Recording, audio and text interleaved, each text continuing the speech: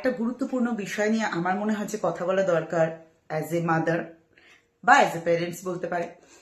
সেটা হচ্ছে যে বাচ্চা যখন বড় হয়ে যায়, মানে 14 থেকে 15 বছর কি 16 বছর বয়স হয়ে যায়, তখন বাচ্চাদের মধ্যে কিন্তু হরমোনাল চেঞ্জেস আসে, সেটা ছেলে হোক বা মেয়ে।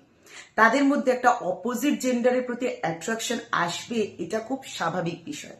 যদি না আসে সেটা বরঞ্চ অস্বাভাবিক, কারণ এই বয়সটা থেকেই হরমোনাল যেহেতু চেঞ্জেস আসছে, এই বয়স থেকেই বোঝা যাবে যে তারা কিরকম ধরনের পার্সোনালিটি। বোঝাতে হবে যে ভালো মানুষ হতে গেলে কি কি জিনিস প্রয়োজন হয়।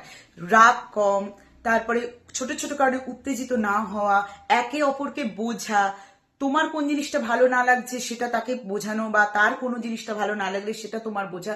এই ছোট ছোট জিনিসগুলো বাচ্চাকে তার বদলে শেখানো উচিত, যাতে সে যখন পরবর্তীকালে নিজের পার্টনার সিলেকশন করে বা পরবর্তীকালে সে যখন অন্য বাড়িতে যাবে, গিয়ে যেন অ্যাডজাস্টমেন্টের কোনো সমস্যা না হয়, এবং পার্টনার সিলেকশনের ক্ষেত্রে সে যেন দেখে যে তার পার্টনারের মধ্যে মা বাবা যেগুলো বলেছিল সেই গুণগুলো আছে কিনা। কারণ এই জিনিসগুলো দেখা সবচেয়ে বেশি দরকার।